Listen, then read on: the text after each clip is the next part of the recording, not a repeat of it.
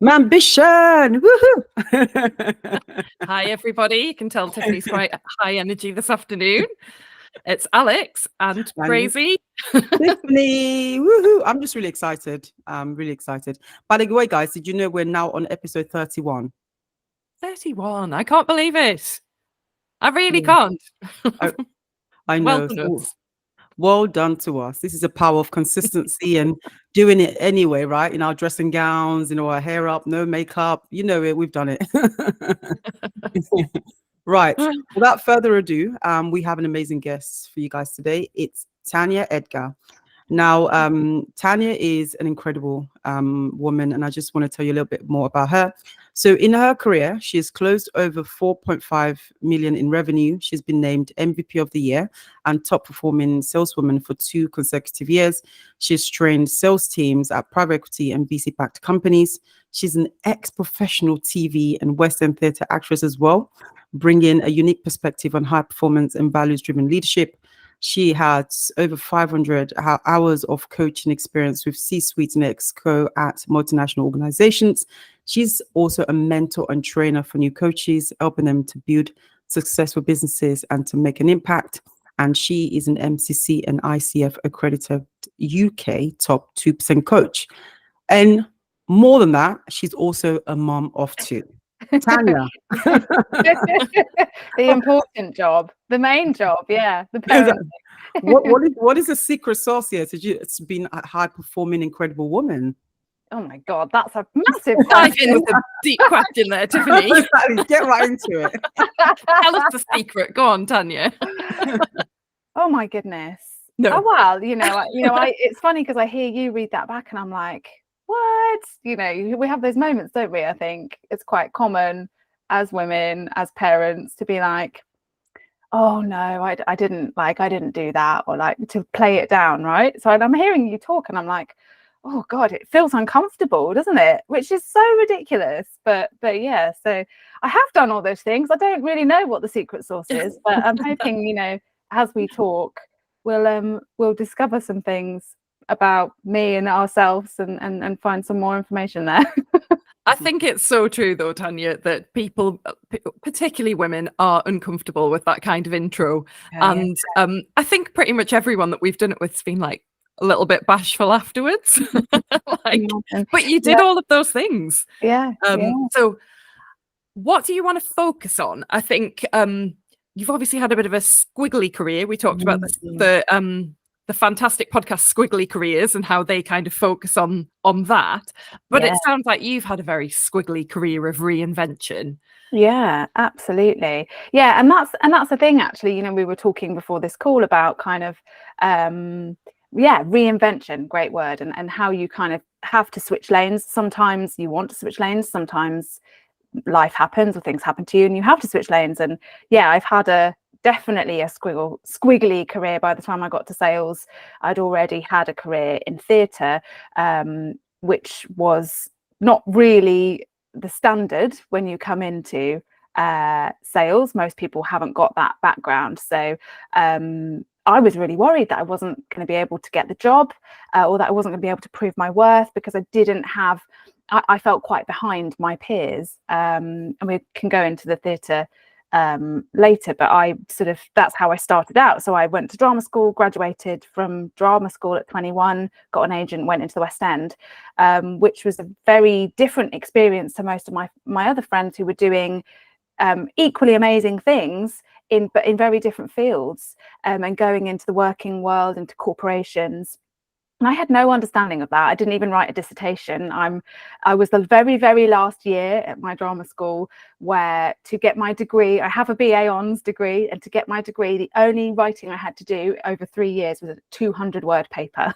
Nice. That was well it. done. Yeah. Everything else was as a law graduate, that hurts me. I'm so sorry. Exactly this. So it was a really different world, because I wasn't used to that, even just kind of like corporate speak. I wasn't used to it. I wasn't used to being eloquent over email, or all of those kind of skills that my peers it came to them so naturally because they'd been writing dissertations and they'd been studying and thinking critically, and I'd been doing something very different. I'd been very vocationally focused, and lots of dancing, 37 hours a week of dancing, singing, acting, go. So when I came into the sales environment, I did feel a bit like I was behind everyone else. And it's just a funny theme, isn't it, that whenever you, like I said at the beginning, hearing the intro, and lots of your guests hear their intro and feel a bit strange about it. Same thing happened when I came into a new environment, and I think a lot of people will feel familiar with that. No matter how skilled you are, you're always comparing to what other people are doing, and that's definitely a barrier that I think I've experienced in transformations and transitions as I've gone through my career. But yeah. I think And I'd love to know. go ahead, Tiffany. We're no, doing it again. I'll let you go. You're It's fine. first. Go. Yeah, I think we had a conversation about, like you said, the squiggly career, and I'd love to know what motivated you to make the transition. Was it life? Was it circumstance? Like, so how did you go from West End to sales? Was that career? Was that life? Was just change? What instigated that?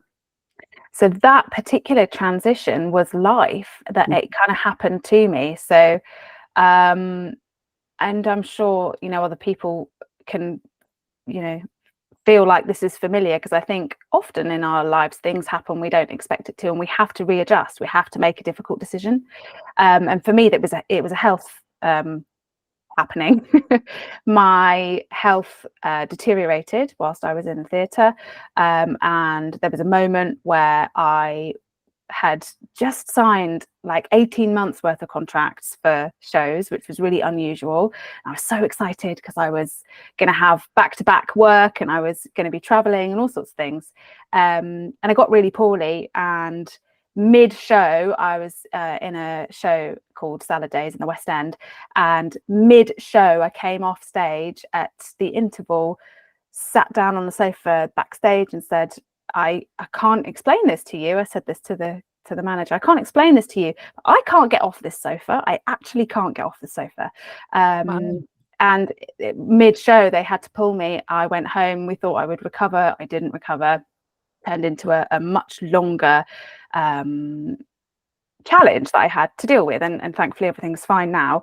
But it forced me, because pretty much overnight I'd gone from all these contracts signed up to nothing.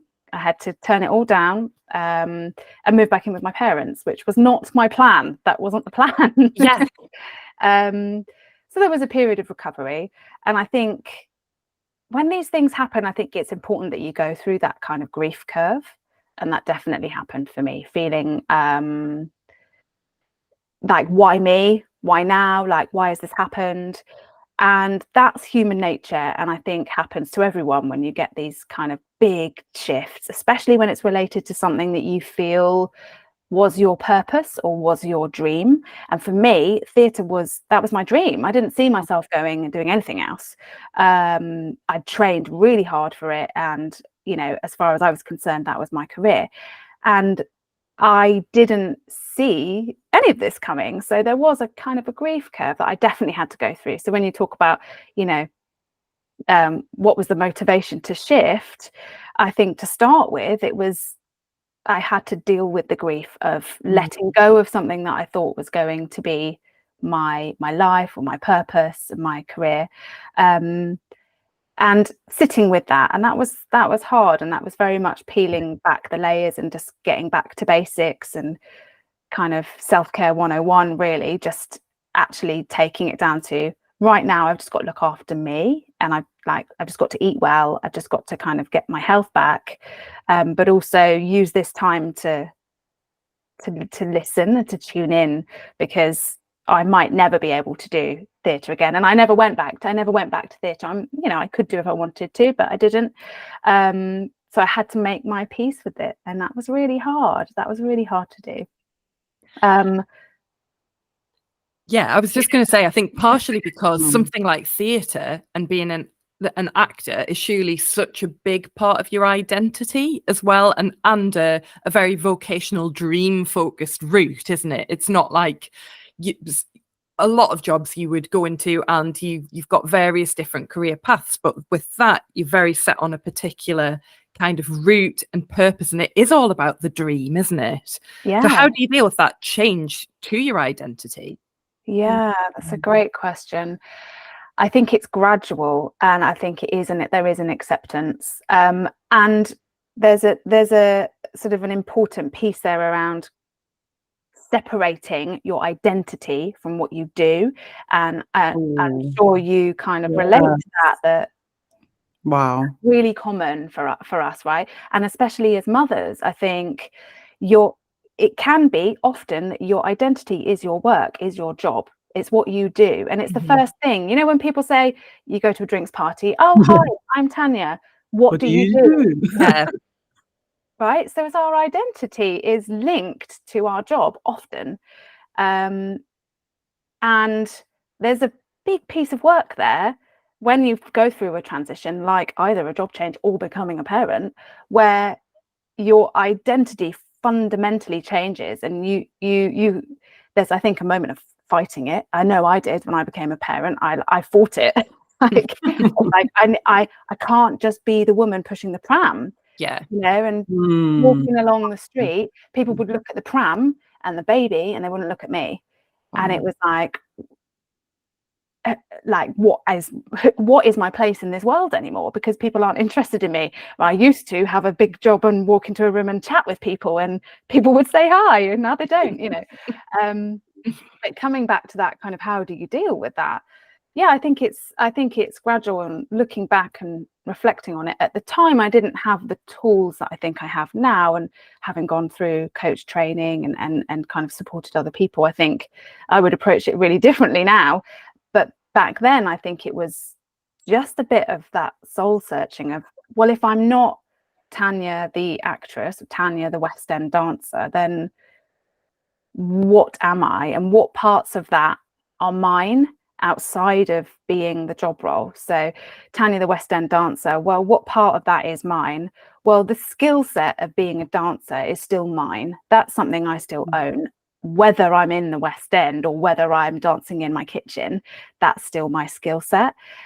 And starting from there and kind of looking at what parts of that big identity you've built still belong to you, that you still have ownership regardless of where you're using them. And I think that's the process, probably in a very clunky way, I went through, and now I think would go through in a much more streamlined way, and really diving into that identity of who am I on that surface, outside of what I do, outside of whether people like me or don't like me. What is it? What's my superpower and my spark? What are those things that I bring every day, regardless of what I'm doing?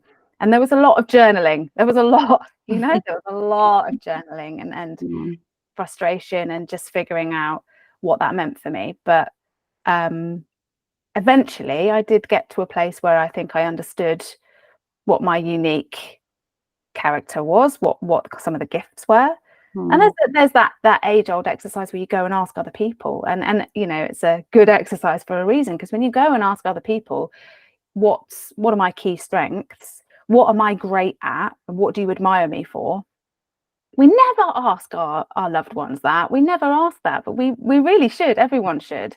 What do you admire about me that you see in me? That what skill sets do I have that you love, or what parts of my character really shine through? Because we don't get those answers anywhere else, and it's hard to see that for ourselves. Completely agree, because often some of the things that you have as a skill, an innate skill, you don't even realize is a skill, because it comes so easily and so naturally to you. Like, for example, I like talking to people. I'm quite good at chatting to people. But I might not. It's only because people have said, oh, you can always get people talking, that I kind of realized that. Yeah. You know, for me, I'm just quite chatty, but it does come naturally. And I wouldn't necessarily even realize that was a strength, other than other people have said that to me. You're good at talking to people, you're good at getting them to open up. And really, those kind of fundamental things, I think, really, they seem so obvious to us. We think everyone can do them. Yes. I really like what you said about coming naturally as well, because there is there is an element of skills and this is sort of some of the work that I do, when you break it down, there's different types of skills. So there's innate skills that are natural, and those are the ones you get the feedback for, and there are also learnt skills. So as an example, after the more recent transition I've been through was I came out of the corporate world and started my own business. And in the corporate world, people would say I received feedback from managers or peers. You know, when you have to fill in the form and you ask for some feedback, can you give me some feedback, please, for my my review? You know, all of that. And time again, people would say, "Oh, you're really organised. You're really, really organised." So I thought that was an innate skill of mine. And then I left the corporate world, worked for myself, and realised that it's a learned behaviour. It's a learned skill that takes a lot of energy. I can use my energy and do it and be really good at it, but it actually doesn't come naturally. It isn't actually a natural skill. I've learned to be that way.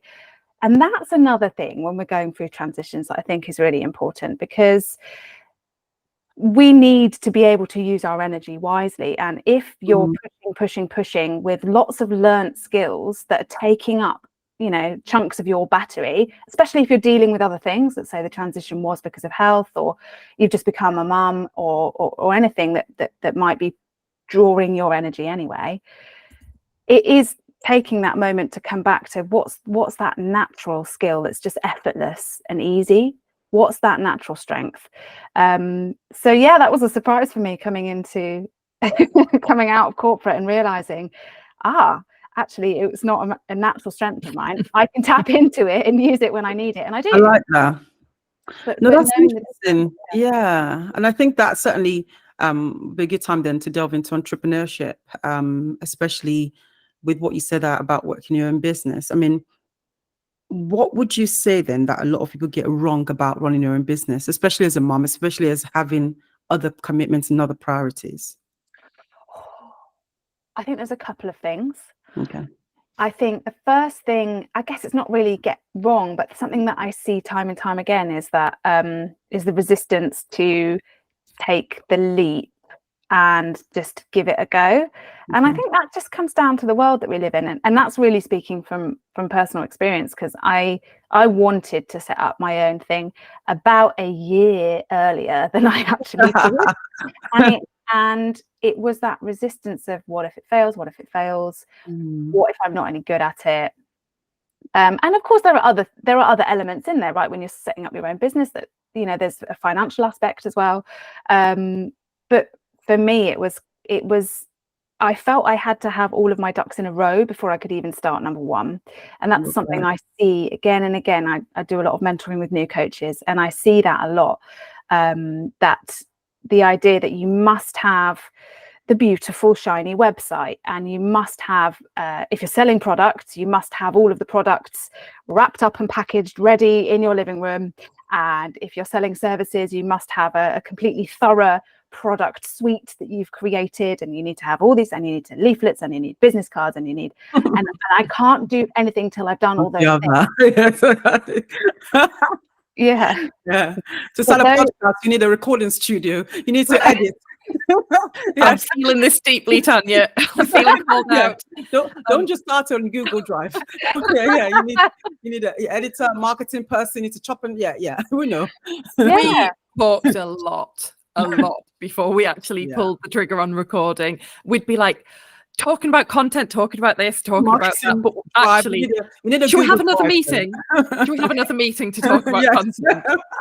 And that went on a while, didn't it, Tiffany? I mean, only in our case, only a few months. We weren't there like a year later still talking about it.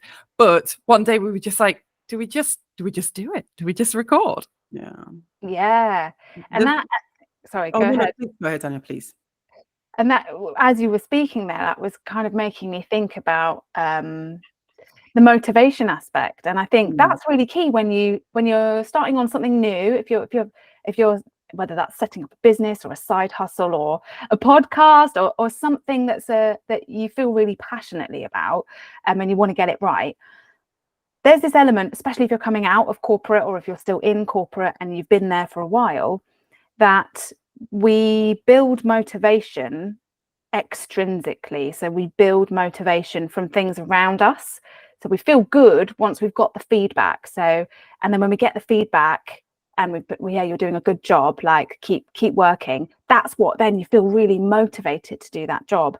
Or the motivation towards, if I do really well on this, I might get a pay rise, or I might get a new job, or I might be promoted. That's all outside of us. So we're very used to that. That's just the world that we live in, and that's really normal. And then you come in, sort of do your own thing. Let's say for me, that was taking the leap and starting my own business. And I didn't have that. I didn't have any of that. So to feel safe, I spent a year before I took the leap to try and feel safe, building a concept, building stuff, in the hope that I could sort of find some motivation, because then once it was done, I could look at it and go, that's good. That's actually good. So now I'm ready to put it out into the world. But motivation doesn't work like that. And I don't know if you guys had that at the moment at which you went, right, let's just do it. But there is a moment where you go, I'm never actually going to be ready. And that's because motivation is built internally, intrinsically. And the only way that you can actually get going is to get going. You just have. I really like that. And it reminds me of something I heard recently about motivation. About there's a famous quote that you can't take a horse to water, you can't make it drink or something, right? You can't. And then someone said, yes, you can. If you dehydrated it and you put salt in his mouth and you put it very close to water, it will drink. What's this idea that I know we weren't, no animals were hurt on this recording, but it's just this idea that this idea of motivation being this thing that you can find it if you're in the right situation, or you're motivated enough to start a business, or there's something that you feel like, I just have to do this. So how did you take the leap then? How did you go from, because I'm sure it like you said, it took a year, but what was it? Was it a particular mindset? Was it something you saw, or at what point did you just say, I need to do this, and I'm just going to do it? I think looking back, what's really fascinating to me, because now I kind of dissect it with my coach hat on as well. So it's like I'm like dissecting what happened to myself. There was a couple of things. I think one of them was there was a bit of a push.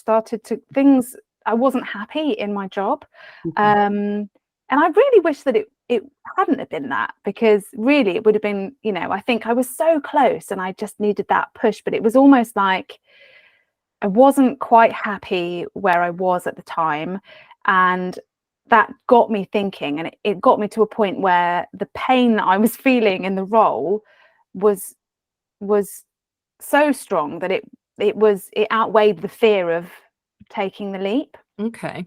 If I was to kind of like rewind and think, well, how could I have like avoided that?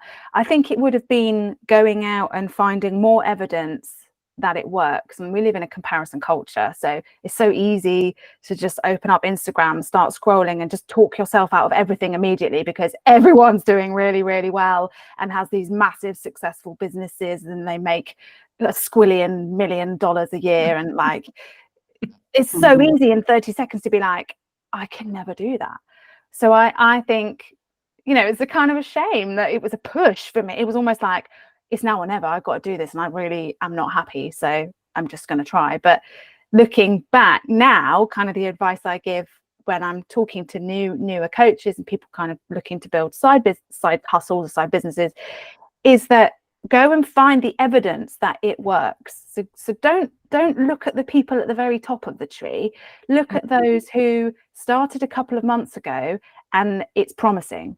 Wow. You can see that they're a couple of steps ahead of you, not a whole ladder. They're just a couple of steps. They're doing some good stuff. It looks like it's working. They look happy, and almost like fill your mind with this positive evidence, because that's the way that our brains work. We filter through the evidence that we have. So if you can go and gather loads of evidence to convince yourself, well, this works because other people are doing it. Here's another reason why it works, because I've got the skill set and I've tried a little bit. I don't need to keep going down that route. I've done enough. In principle, that works. Here's another piece of evidence. People tell me I'm good at this thing, and stacking until really it's almost like being a lawyer in the court of law and like arguing the point and going, well, look, here's all the evidence. So it's quite clear. that you have to do it, that you have to take that leap. So I think that I wish that it had been that way for me, and that's what I try and encourage other people to do, to kind of just build that up, because it's so easy to look at the dream lives and the ones that are so far ahead that you can't even. I guess it's the same as like if you started as an intern in a company, looking at the CEO and going, I want your job, mate. I can never do it, so I might as well quit. I've seen quite a lot of stuff online recently, like don't compare your day one to somebody's, I don't know, 20-year career. They had to start somewhere. It's all about the steps and the building blocks, and the best time to start was yesterday. The next best time to start is today.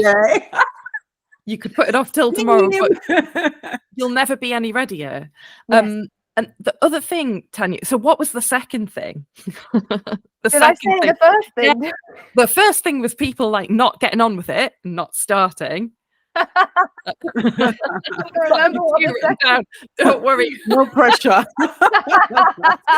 I'm so enthusiastic to find out. But the other thing we talked about, helping people to develop side businesses that then allow them to build. They don't necessarily want to fully make the leap, but they want that side business to help them build a life that they love. And I really like that when we talked about that in kind of our pre-call, and I just wanted to draw that out a bit, because I think there are a lot of people who would like to work less so that they can be there for school pickup. But financially, that's just not realistic. So they need something else there. So talk to me a little bit about how you kind of coach them to do that. Yeah, I love that question. And you're absolutely right. I think there's a bit of a, I don't know, feeling in the air. There's kind of like a change in the wind where I'm noticing people, there's more and more people who are open to doing something alongside what they're already doing in order to buy themselves flexibility, mostly. And it is often parents, it's not always parents.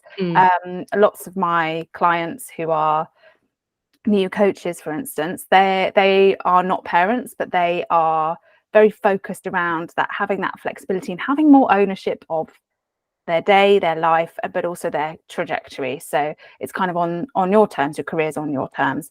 And so often it's people who are looking to build kind of something more service-based. So that's either coaching or building out a mentoring practice, utilizing the skills. So we often see that with people who've perhaps been in the working world for 15, 20 years and have got a huge amount of knowledge and skill set, and then staying within their role, but utilizing their personal brand to then mentor the next wave of people coming in.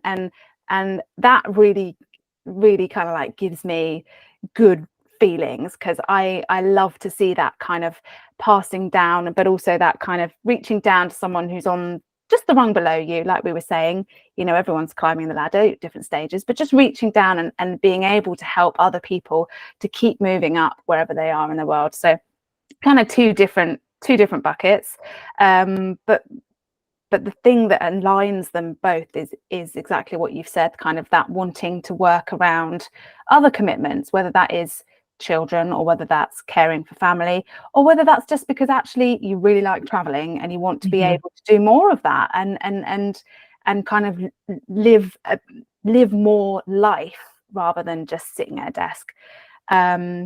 So and it's very tailored the way that I work, but I think the kind of the key thing that we work through is coming back to those skills, those strengths. What is that really for you, and what's that superpower? Because everybody has one, but most people don't know it. And finding your lens, because ultimately everything is really just about connecting with the person that you want to work with, the person that you want to sell your services to. So it's kind of tweaking that, fine-tuning that. We can find that for everybody. What is that? What's your secret sauce? What's that flavor that's going to attract people to you specifically? And I find this fascinating work, because particularly in the coaching world, there's loads of coaches, which is in my opinion, a brilliant thing because it shows the market's buoyant, but it's also means that more people get access to a coach, and like the world, in my opinion, would be amazing if everyone had the opportunity to be coached, because then we can all achieve what we want to achieve. So because of that, though, if you're coming into the coaching and mentoring world and you're offering that kind of one-to-one service, whether it's non-directive from a coaching perspective or whether it's more of a mentoring advisory role, maybe even consultancy, you need to find that secret sauce. So that is one of the things that we work on, and it does come down to that diving deep into what are your unique skills regardless of what you're doing, and how can you help others with those. So that's kind of where we start. Yeah, I like that a lot. And I think this is kind of what Yasmin also spoke about.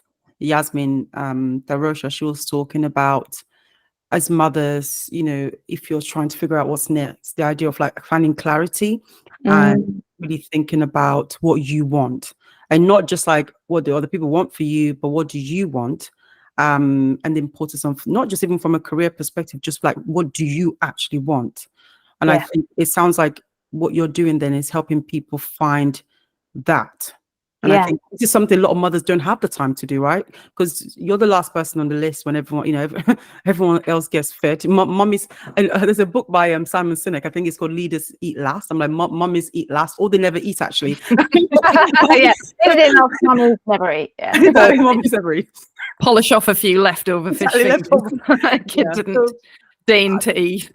Exactly. So I'd love to, I mean, how can people carve more time to go into this like reflection? Is there any, would you have any advice for that, or not feel selfish about doing it? Yeah, I think, yeah, you're so right there, because I think there's two different things. There's the time to do it, but there's also the guilt in doing it. So I guess I have different answers. I think in terms of the time to do it, I think we have this idea that we need to like clear a half a day to sit down and get the notepads out and get the sticky notes and like write on the walls and get everything and have this big planning session, and then it will be done. But actually, often the clearest and simplest and therefore best ideas come to us in those moments when we're just really connected with what we're doing, which has a real benefit for us as parents as well. So I came about what I've landed on doing in those moments when I was playing with my 18-month-old at the time, and I was very grounded in that moment. And it's remarkable what that does to your brain, because two different sides of our brains, two parts of our brains. One's very logic, action oriented, task focused, to-do list, rationale. The other one's very creative, blue sky thinking, and we can only tap into that when we're relaxed, when we're calm, when we're present. So actually it's kind of twofold, because if you're tapping into time with your children, it's almost like you have permission to tap into and be really present in those moments, because you are doing yourself a service by allowing your brain in the background to just figure it out. And our brains are remarkable, and if we allow ourselves that time, we can do it. So it can be done kind of, I guess what I'm saying is, in tandem with a busy life. And a lot of people think, I'm too busy so I can't think about this. Well, actually that's great, because sometimes you don't want to sit and think about it, because you'll just go around in circles and talk yourself out of it. What you want is to dream about it, and that happens when we are fully present in the moment, or when you have those 5-minute showers. And just gonna say the shower. the shower. yeah but it's true. I know that's an absolute cliche, but it's true, because in the shower you're switching off and being more present, and even just thinking about what the water feels like running down your shoulders or whatever, is just going to help that dreaming happen. And that's when you get those moments where you go, oh my god, I've got it, I figured it out, you know, jumping out the shower. You know, there's actually there's a post-it note for showers now. Oh, is there? Yes. Right. So this is a good time to plug it. We don't have an affiliate link though. You need to get one. I need to get one. Yeah. Yeah, exactly. So that's the first answer. Maybe I answered both of those actually, but the second one was the guilt. And that comes down to we think we have to take ourselves away to do that work. And of course, everybody does need to ask for that time. My life improved immeasurably when I just started asking for time and making that a non-negotiable, and saying to my partner, my cup is empty, and in order to show up for you guys and for myself, I have to go and take 2 hours out of the house now, away from everyone, or I need to go and do whatever it was.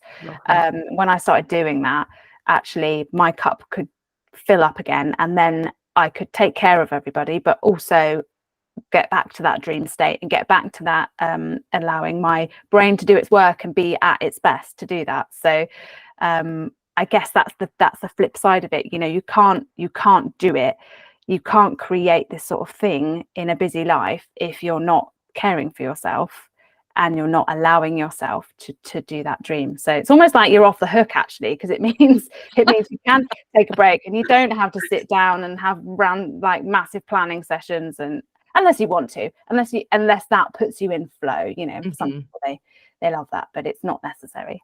Yeah, because I think you can sit down with a notebook and then just feel the real pressure to, like, I've got an hour to get this sorted out, rather than, you know, thinking, and like you say, taking the time in the shower and just letting it come to you and kind of come a bit more naturally.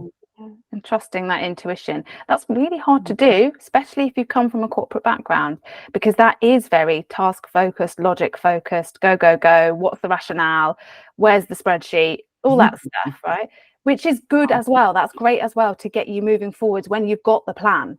But to come up with the plan, that's not the part of our brains that we want to use. And so it feels different and unusual. It feels because we're not used to doing that. We're used to sitting in planning sessions. We're used to getting the team together and doing it all together and putting it in a spreadsheet and project plan, you know. But to come up with the idea, the step before that is actually that tapping into your intuition, which knows what your strengths really are and what you really want. And it does come down to those questions, you know, what do you really want as a person, not what does everyone else want of you, which again is very logic focused. What do you actually really want? And we can only really access that when we're a bit more chilled. I like that. Thanks, Anna. I'd love to know, I think I always think, do you ever think, because you can do so many things, how do you like decide on that one thing to do then? Because I always think that's the kind of the risk of being so talented, isn't it? Like right now, I know it sounds crazy, but I feel like I could run a market store and be very successful. Oh, you definitely could. And sometimes I do think maybe I could be I just, in my head, sometimes I do think, am I on the right path?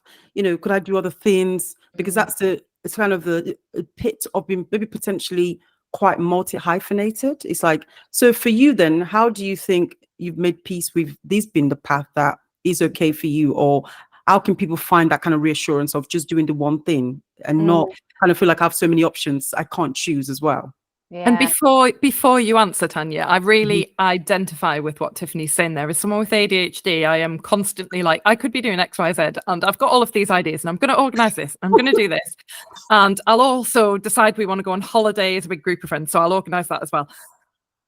You know, how do you pick the right path? And how are you comfortable with, even if it's not necessarily the path, it's the path you've chosen? Yes, exactly. I think there's an element there for me. It's that really big question, which for me is, what will it give you? Okay. What will it give you? What's important about that thing? So we get the label. We have, you know, we find the label market seller. Well, what does being a market seller give you or mean to you? So it might be that you get to use certain skills. You might think that it's going to be exciting. Maybe every day would bring variety, and just getting clear on actually what's the elements of that you're attracted to. So what does that look like? What does the day in the life of look like? And what do you like about that? Is it that you would find it super easy to get the customers, that you'd enjoy the bartering? Like, is it that part of it? Or is it that you'd get to wear all the clothes and like be the fashion model for the market or something. Which Don't is tell her that. No, it's more the bartering. I once had a market store. There's a market store I had. We've got this market down where we live, and you can actually take all your bits. And I had all these like quite nice things with tags on them that I've never worn, so I took it to the market. And I remember like bartering with this woman for an extra 50p. I went there with her because she was being cheap, and I said, no, 1950, because she was like 19. I said, no, 50p on top. So I will go there. Right. So it's that particular part of that you find, and then it's, what does that give you? So like that makes you, maybe you find that exciting, maybe you find that you love the challenge. So then we've removed the label of the job itself, and we're actually diving into what's attracting you to it. Like, what does it really give you? What's that life you envisage that you will have if you're doing that job? Because when we find those things, then we can look at it and go, okay, so where do you find these particular things, like the skill of like negotiating or the skill of communication? Where else can I use those things on a daily basis? And then coming back to your question, Alex, about how can you make peace with where you're at? I think it's then looking at where you already are with those skills that you've identified and slotting them in and saying, well, so for instance, for me, I've learned recently that I really enjoy writing, and so I ramp that up. I do a lot of writing content. So because I run my own business, it could be video content, it could be anything else, but I ramp up the writing because I enjoy it. So I get that output, which means that I'm not going to go over here and try and be a non-fiction writer or start writing a novel. Because actually, do I actually want to write a book? I don't think I want to write a book. I think I enjoy writing, and that's something that I can already input into my world.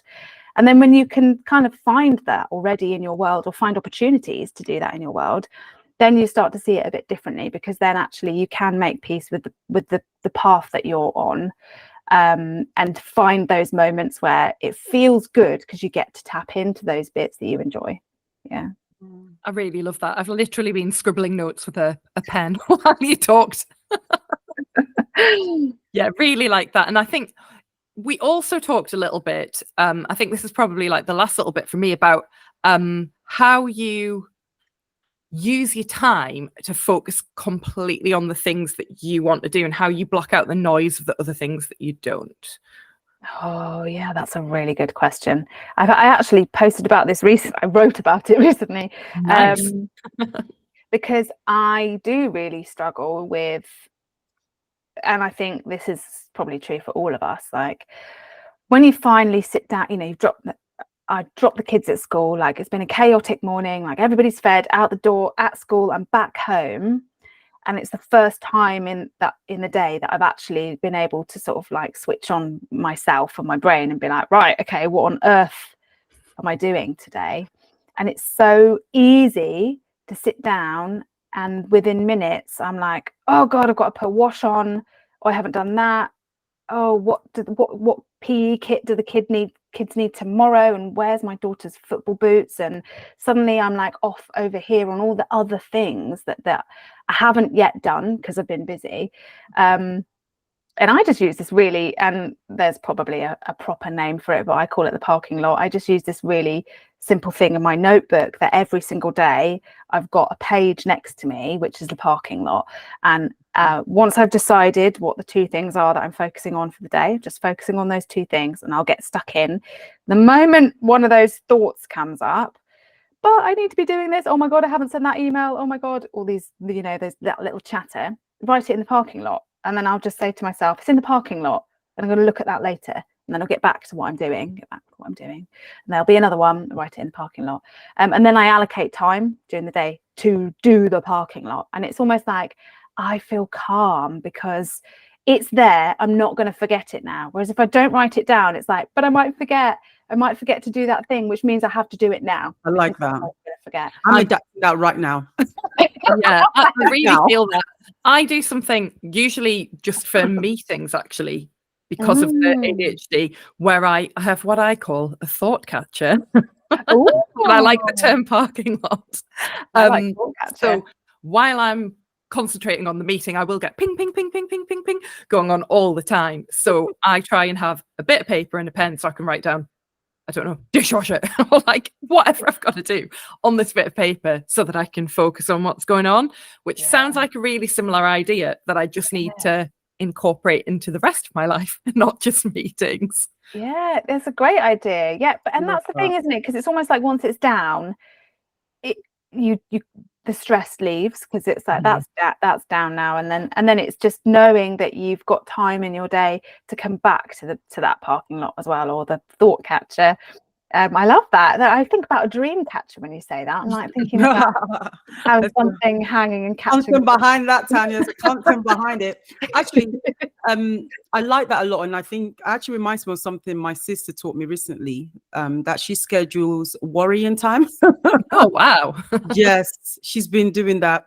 She said, so what she does is, she would assign, I don't know, 15 minutes a day, and she would just worry. I love that. I don't know how I feel about that. Very organized warrior. Yeah, she would just sit there and she will worry about everything. So and then during the day, when something pops into her head to worry about, she said, no, I'm going to worry about that later. And I like that. I think maybe it's this idea of just better compartmentalizing things. Because especially as mums, you are thinking of a lot. Uniform. Yeah, I really like that. Having that safe space. So, and I really love that as well, because it's not, you're not pushing it down and going, yes, I'm not worried. Trying to just, because that's not good for anyone. That's just not good for your health, is it? To just kind of like push it down and be like, I'm just not going to think about that thing. So I love that, because it's like it gives you the outlet. You've got that time to address it, so you feel safe, because you know your brain's going to get the chance to go, oh my god, everything's gone wrong, and but it's not impacting your day and not interrupting what you're trying to do and what you're trying to achieve. Yeah, love it. Kudos to your sister. Can I just say I've written down vaccinations on my thought catcher while we were talking there? I need to put Ted's you are 3 vaccinations. Wow. Did you just get a text as well? Because I did. Oh, I did get a text the other day, but I haven't done it. So now it's gone on the thought catcher. There you go. So I'm starting my list today. But yeah, today's been this has been amazing, Tanya. I think I can't think of any questions for now, but today's been very useful. And thanks for just taking us into your mind. Thank you so much for having me. It's been really fun to chat with you. Thank you. Massively appreciate it. Yeah, that was great. And don't go anywhere. Where can they find you? Where can people find you, Tanya? Oh, you can find me on LinkedIn if you want to be found. If you want to be found, Put it on my parking lot. Yeah, I do want to be found. You can find me on LinkedIn if you search Tanya Edgar Coach. It should come up with my profile. So that's Tanya Edgar Edgar. Tanya Edgar Coach, and that's where I am on LinkedIn. Come say hi. I love it when people come say hi. Send me a little message. Hi, Tanya. That would be great. That would be really nice. Yeah, thank you. Oh, fantastic. Thank you so much. It's been super fun, and I am stealing the parking lot. Yeah, same. Thank you so much, Tanya. It's been an absolute pleasure. Thank you. Thanks, guys. Bye, everyone. Bye-bye. Bye.